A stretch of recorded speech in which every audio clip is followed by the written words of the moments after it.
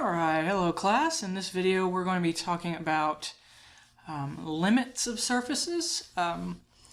And a lot of what we know about limits do carry over. It's just with the added complication of having more than one variable that we're talking about. But a lot of our tricks are still going to carry over. So when we talk about limits of surfaces, what we're really looking at least in this particular section, is all about surfaces of this form, typically the z equals f of x, y. Okay, and when we do this, we're actually looking at the limit of, let's say, the point xy going to AB of f of x comma y, and if the limit exists, that L is going to be the z value. So it's essentially, it's that same idea as our old limits, but it's when x and y are approaching something independently of one another. So this is basically saying that z gets closer and closer to L as x and y get closer and closer to a b. Or this is the same thing as saying that x goes to A and y goes to B. Okay, but there's a little more to it than just this. Okay, and that comes from the fact that if we have the point AB here, and this is just the xy plane, okay, there are multiple ways that we can approach this point on the xy plane. Okay, so that is what basically causes any issues we might have with these two-dimensional limits, or I guess I should say three-dimensional limits, limits of surfaces. Okay, so a more official way to write this, we would say that the limit of f of xy as xy goes to AB is equal to L if z gets arbitrarily close to L as the xy gets arbitrarily close to A comma B. Alright, so to kind of show what's going on here, let's say we have our surface here, f of xy, okay, and suppose the point AB sits here, okay, on the xy plane.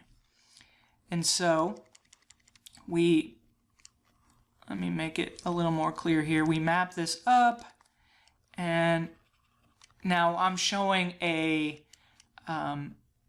continuous surface here. We'll talk about the crazier things that can happen, but what we're basically saying, or what we're trying to establish, is that as we approach AB on the xy plane, our z values need to also be approaching the same point, okay, from all directions. All right, so these are what the z's are doing, and this is just on the xy plane. Okay, so the problem that comes up, right, when compared to say calculus 1 and calculus 2, right, so versus, I'll just say calc 1 limits, is all the directions, right? With calculus 1, it wasn't too difficult to just plug in some values close to one side and plug in some values close to the other, and you know, I've always had students who will just plug in things into a table and try to figure out what the limit is, even when there are way quicker ways to do it. So we can't do that here. Okay, so the problem is that there are infinitely many ways to approach this point.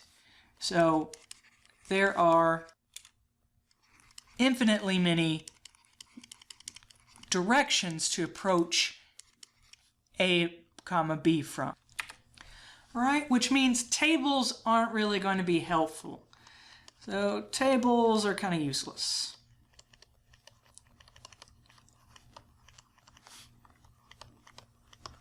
Right, there's just too many directions to look at. However, okay, this is important. If we're able to find the limit through algebra, like we were able to back in our Cal 1 days, this still works here. Okay, so to give an example of what I mean by that, let's take this example here. Let's say we have the limit as xy goes to, let's say, 1 comma 2 of this function here, y plus 2x all over x plus y squared. Okay, so in this case, if I just plug in 1, 2 directly, we won't get division by 0 or anything else that will mess things up, right? So plugging in 1, 2 is fine. So we can just do that. So the limit is actually just going to equal, well, I'll plug in 1, 2. So the 2 goes in for y, the 1 goes in for x,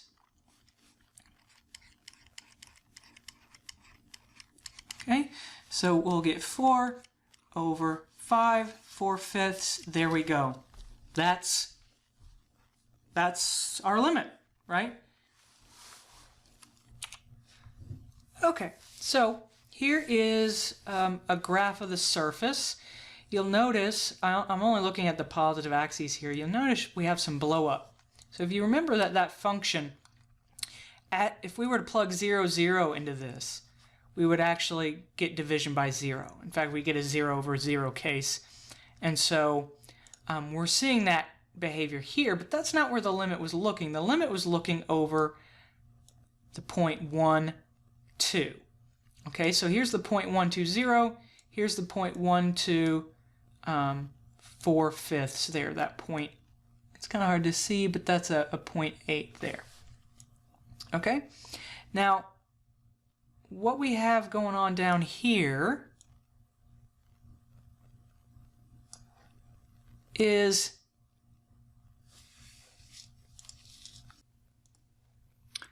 all right, sorry, I had to adjust that because my little blue point, I hadn't moved it. I think if you go back, you'll actually see the mouse where I do that. All right, so what I have around that blue point, the point 1, 2, are just points on the xy plane getting closer and closer to the point 1, 2 itself. Okay, and specifically the point 1, 2, 0. Okay, as you see, they get closer and closer and closer. And then, if I now plot points that correspond with these,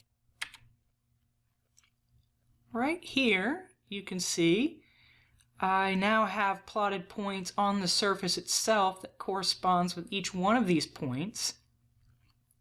Okay. As I let those move closer, we'll see that as the little points move closer and closer to the blue point on the xy plane, the other points stay on the surface and follow that same path towards the point 1, 2, comma 0.8. It's, like I said, kind of difficult to see that 0.8, but that is how the limit itself works. It works just like it does, say, in 2 dimensions, but now we just have way more directions to work with. But as I said, being able to use the algebra to, use those old techniques and then get a value out, that's going to be invaluable as we go forward. Okay. All right, so for the next example, let's look at the limit as xy goes to 3, 1 of xy minus 3y minus 2x plus 6 all over x minus 3. So what we have here is when we plug in 3, 1, well, we're definitely going to get division by 0. Okay, because we'll get 0 in the denominator, and it looks like we'll get it in the numerator as well, because we'll get a 3 minus 3 here, that's a 0, then negative 6 plus 6. So this is a 0 over 0 case. Okay, so when we've dealt with 0 over 0 cases back in Calculus 1, how we approached them was, well, we had a couple methods, but the most common was factoring and canceling, and that's basically just using algebra to try and simplify what the object looks like. All right, now it may not look like it, but we actually can factor the numerator. This will factor, I call it factor by grouping. Okay, so I'm just going to use an arrow here so I don't have to rewrite this limit like this over and over again. But yeah, if we isolate these into two separate groups, right? Because there's not one thing that I can factor out of all of it. However, in the first group, we can factor out a y, and in the second group, we can factor out a 2, or probably a negative 2 is what we'd want to do. Okay, so we can factor out the y to get an x minus 3. And here, if we factor out a negative 2, we'll also be left with an x minus 3. Right? And then you can see right now how this is going to work out. These x minus 3's will cancel. So I'm going to go ahead and factor it just because that's good. It's a good procedure, right, to follow. And so we will get x minus 3 over x minus 3 here. Those cancel. And so we get, this is down to y minus 2. And then I'm going to here remind myself that the xy is going to 3, 1. So we'll just plug the 1 in, and we'll get to negative 1. Now, when I graph this surface on our coordinate axes, we see that we just get a plane out, right? We just get this plane, and that should hopefully make sense, because when we broke this down, when we factored here, we got it down to just y minus 2, which means that is technically, if this is a z is equal to this thing, this is technically z is equal to y minus 2, which is going to be, it's going to look like a line on the YZ plane, right? But that means the x's come out, let's say this way, and basically create a plane. Okay? But the difference between z equals y minus 2 and this thing is this thing has a hole at the point 3, 1. Okay? So here, when we have x is equal to 3 and y is equal to 1, it's kind of difficult to see here. Yeah, if I line it up. The original function has a hole there. However, right, any direction that we approach this point from, right, and let me put the,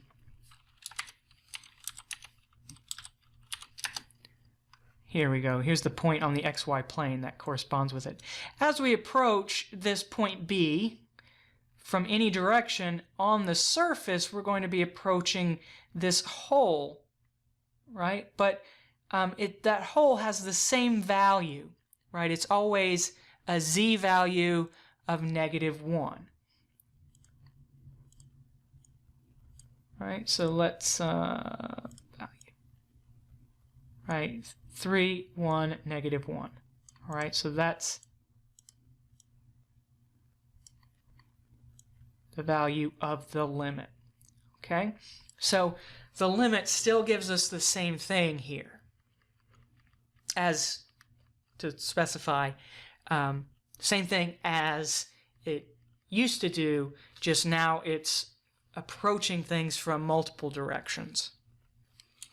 Okay, for the next example, this is just to show that all of our limit techniques we learned in the past still work. If we have the limit as xy goes to 6/3 of the square root of x plus y minus 3 all over x plus y minus 9, we can still use conjugating factors like we did back in Cal 1. Like whenever you see the square root stuff, you can just change that sign and multiply the top and the bottom by that conjugating factor. Right? And the reason it works is because when you FOIL this guy out, the square root terms will go away, and you'll get the square root thing minus the second thing squared. Okay, then you'll be left with this thing in the denominator times this square root thing. I guess I should specify the only reason we're doing this is because when I try to plug in xy equals 6/3, you get the square root of 9 here, which is 3. 3 minus 3 is 0, and then 9 minus 9 is 0. So I didn't specify here that this is definitely a 0 over 0 case. Okay, so that's why we're going through all this trouble. All right, but once we do it, this cancels, and we're left with 1 over the square root of x plus y plus 3. Okay, and once we get to here, what we can do is I'll put a little bar, kind of like how we do our integration, just to show that, all right, now I'm plugging in the 6, 3. That'll be square root of 9, so we'll get 1/6. Okay. Okay, so this is a long walk to just say that if our previous techniques still work, then that's the limit you get, and then that's the value of the limit. The trickier thing, right, is to show that a limit doesn't exist. Okay, so how do we show a limit does not exist? Well, it kind of works the same way we would back in Cal 1. In Calc 1, all we would do is check from the left, check from the right, and make sure they align. Right? So make sure that this limit 1 equals this limit 2, and that helped us verify whether a limit didn't exist or not. In Calc 3, we can't use this to show that a limit exists, okay? But we can use it to show a limit doesn't exist, okay? And specifically, does not. Now, doesn't and does can sound kind of similar in a sentence, but yeah, we can use this to show that a limit does not exist, because if we can find a path, right, to the point AB, where, say, z goes to one value, and then we can find another path going to, say, z equals m, then that's enough to show that the limit exists if they're not the same. So if we can find a path where z goes to L and another path where z goes to m not equal to L, then this is enough to show that the limit doesn't exist. Okay, and I think it's just easier to show this with an example. So let's look at one. Okay, so what we're going to do is we're going to let z equal x squared over x squared plus y squared, and then we're going to examine the limit of z as x comma y goes to 0, 0. Notice I'm using z and f of x, y interchangeably, just like back in Cal 1, Cal 2, that stuff, you could use y and f of x interchangeably. I'm doing the same thing here. Okay, the problem here with this limit is when we plug 0, 0 in, it's definitely a 0 over 0 case. Okay. However, there's no real algebra we can throw at this to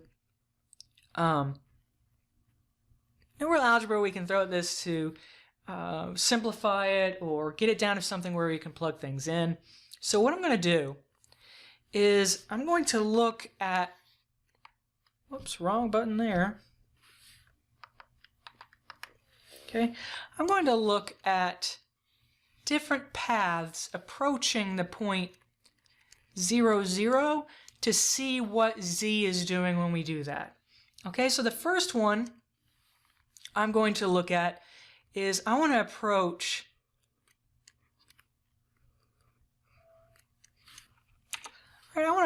the origin 0, 0 horizontally. So I want to approach along the path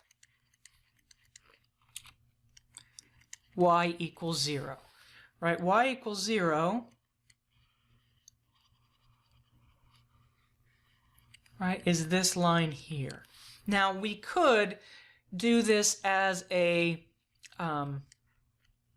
vector valued function, right? I could do t comma 0 for different t's, right? Or and then maybe do like negative t to 0 and let t range from like 1 down to 0 or whatever, but I don't see the need to do that. We're looking at this just along the path y equals 0. So while some people do it this way, and if direction really matters, you'll figure out real fast, okay?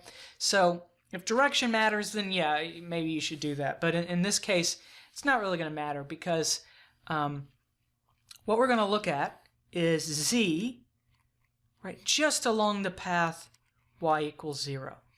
Right, so this is going to be x squared over x squared plus y squared along the path y equals 0.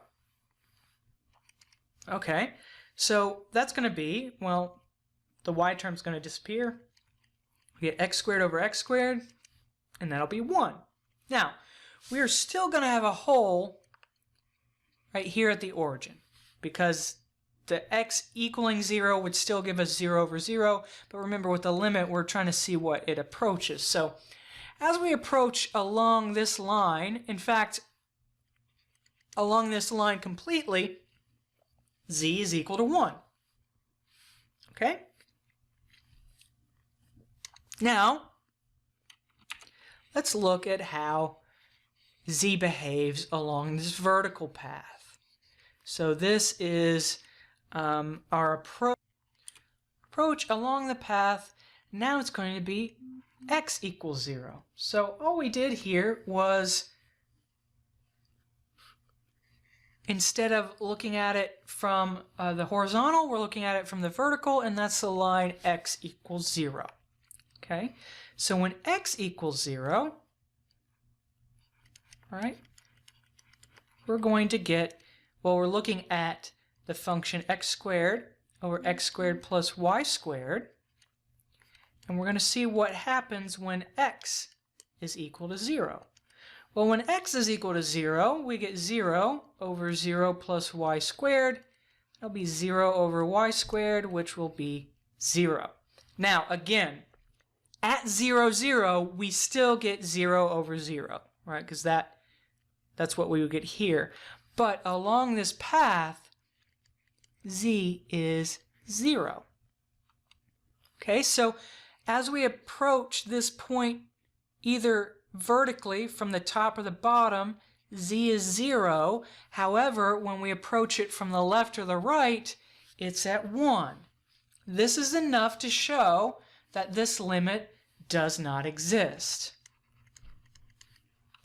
Okay, so basically in 3 space, I should say, when we approach, say, along the vertical path, right, along the y-axis, z is 0. However, when we approach 0, 0 along the x-axis, we actually are up here at 1.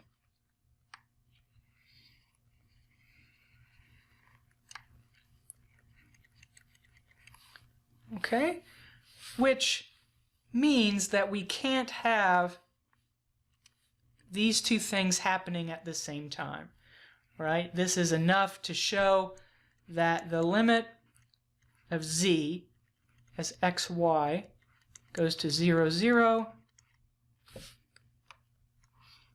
does not exist. So we can still use the D and E. Okay? This is actually an interesting function that I like to look at, because I know a lot of people see this and they think, well, how in the world does this actually work? Okay, so what I want to do first is actually look at some level curves of this, all right, at different, say, heights of z, to see what our different level curves are. Okay, and then try and get an idea of what this function looks like. Because sometimes going straight to the surface, like if we just graph the surface, sometimes that's not a very good indication of what's actually going on. To show you what I mean, here is just a graph of the surface, and without a bit more analysis, it doesn't necessarily look like there's something weird going on. Or if you look at it from above, it looks like maybe we've sort of pinched the top of a sheet here, but there's more going on other than just that. Okay? Okay, I don't want to spend a whole lot of time on the algebra with the level curves, but I'll say we should already know what we'll get for the level curve with 0. Right? If we let z be 0, if we multiply this through, right, we get 0 times x squared plus y squared is equal to x squared, which tells us that x squared is equal to 0, so x is equal to 0. Well, that's exactly what we got up here for that level curve. Okay? Then if we do z equals 1, we already kind of know what we should get there, because that should be the y equals 0.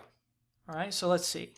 So if 1 is equal to x squared over x squared plus y squared, we end up, if we multiply this over, getting x squared plus y squared is equal to x squared.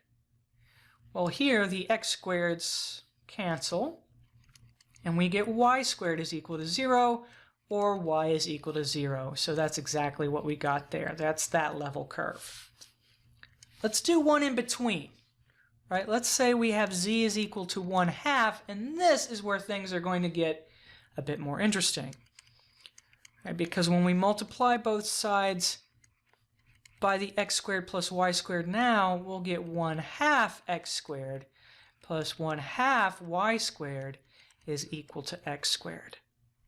Okay, so now I can move this over to get that 1/2 y squared is equal to, well, the x squared minus 1/2 x squared will be, well, just 1/2 x squared. And the 1/2s we can ignore. And then we get down to y is equal to plus or minus x.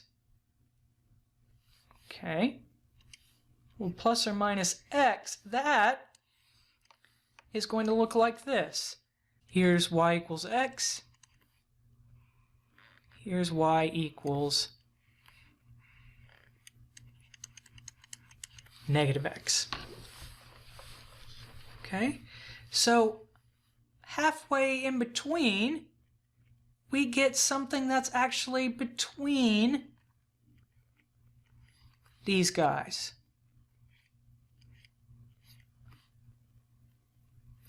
All right?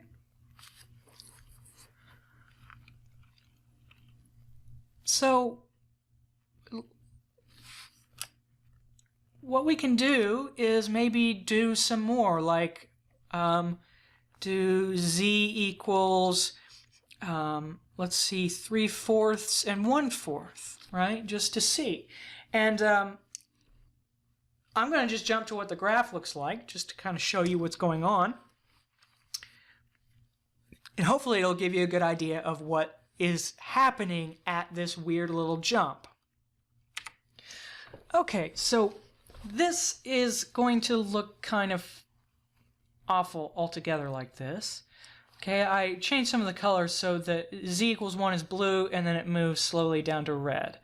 Okay, now if I put the surface in it here, now we can kind of see what's going on.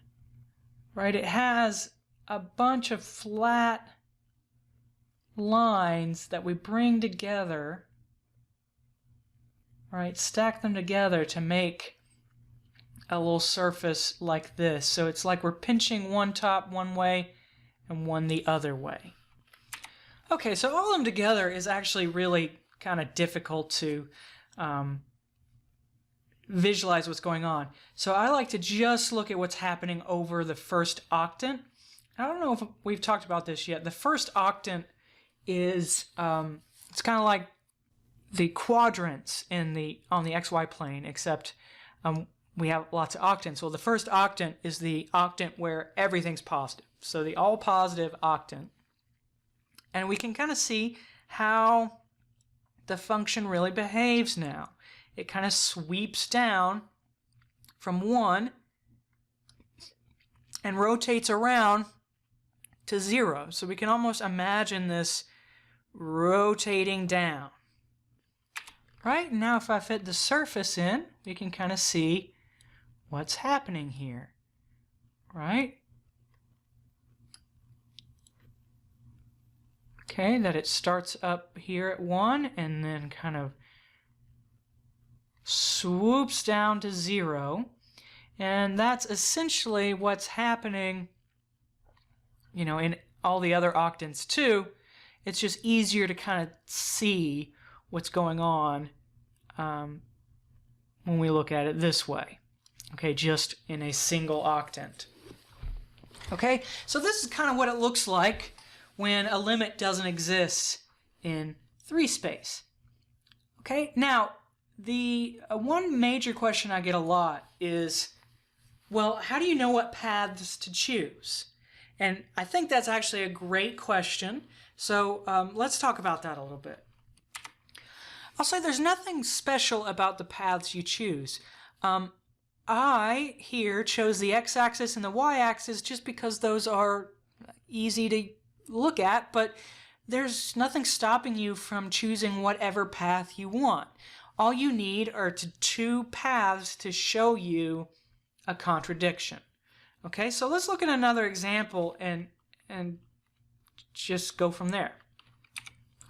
All right, so let's consider this example. Let's let f of xy equal the function xy over x squared plus y squared. And we want to show that the limit as xy goes to 0, 0 does not exist. Well, the first problem we have, of course, is that when we try to plug 0, 0 in, it gives us a 0, 0 over 0 case, right?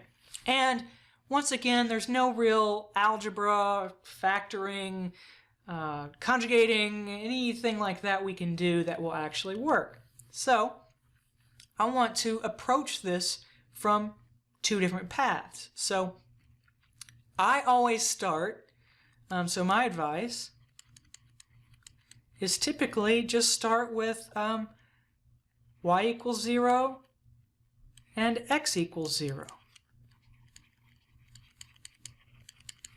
All right, those will be the easiest to play with. We're going to run into a problem with this, or this particular example, but you know, so let's see here. Let's let, we're going to look at the y equals 0 path.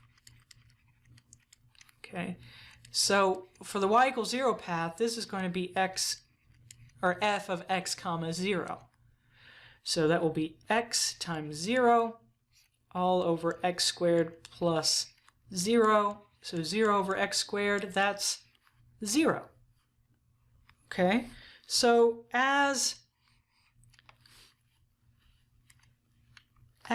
we approach 0, 0, so remember y equals 0 is the horizontal line on the axis. Right, here's y equals 0.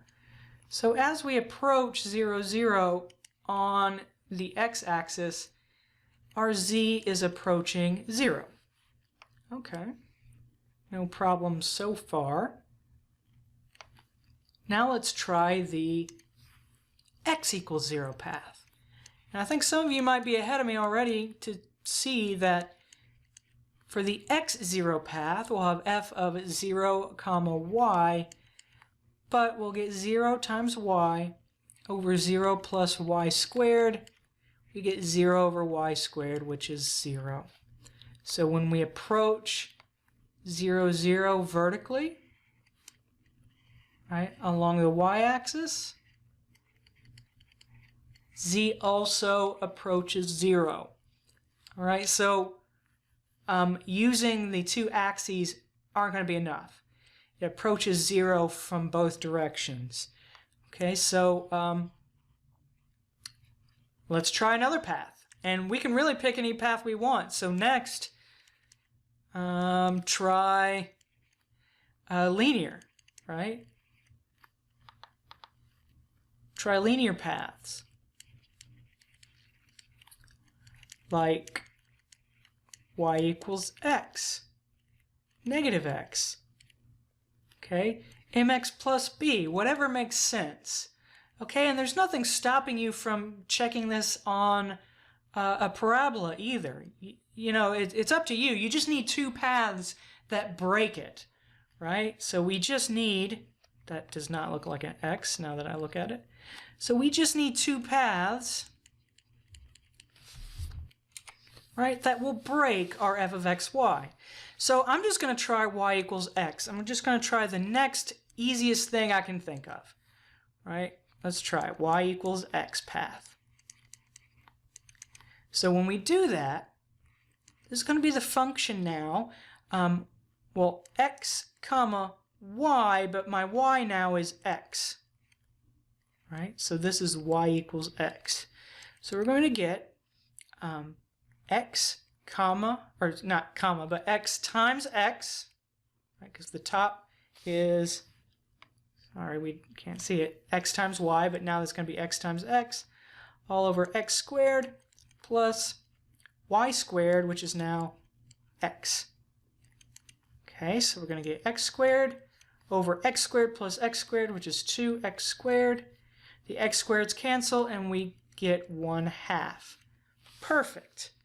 So, along the y equals x path, that's this linear path here,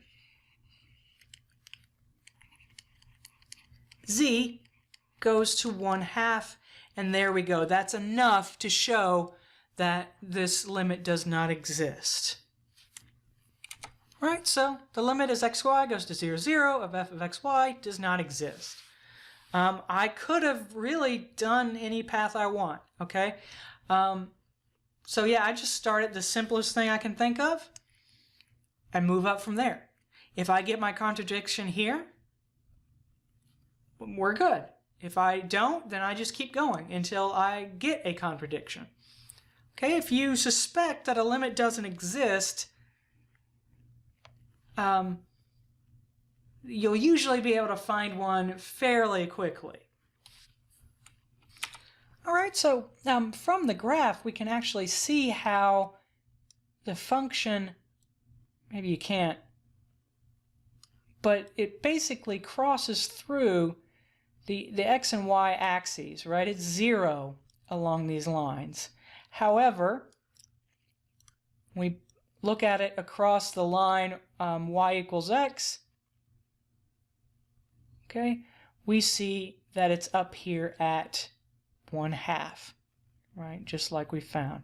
So usually a limit doesn't exist when you have stuff like this, right? When we approach the point 0, 0 along the axes, we have 0.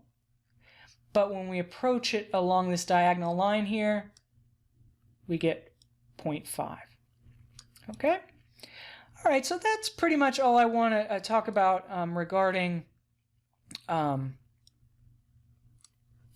limits. And you can see how much trouble my software has graphing this around here. Right, anytime you have weird jumps like this. Okay. And I'll say see, this is a level curve, these are level curves. If level curves ever intersect each other, you know you don't have a continuous surface. Right, because that means at a certain height, let me, okay, so if you ever have two level curves that intersect each other, what's basically happening here is you have a surface that has a height 2 here and a height 1 here, but over the same x and y point. Okay, so something like this. So 1xy gives you 2 separate z values, right? So that's basically a jump. Okay, so if you ever see something like this, there's some weirdness going on like this. The limit doesn't exist. It's not going to be continuous. And it's kind of like jumps in 2 dimensions. But as we can see, whenever we add a new dimension, things complicate exponentially. Okay, so that's pretty much all I want to talk about with limits. The important thing, though, is once we have limits, then we have derivatives. Right? And then we'll start talking about calculus of these things now that we have limits. All right, so I'll catch you all on the next one. Cheers.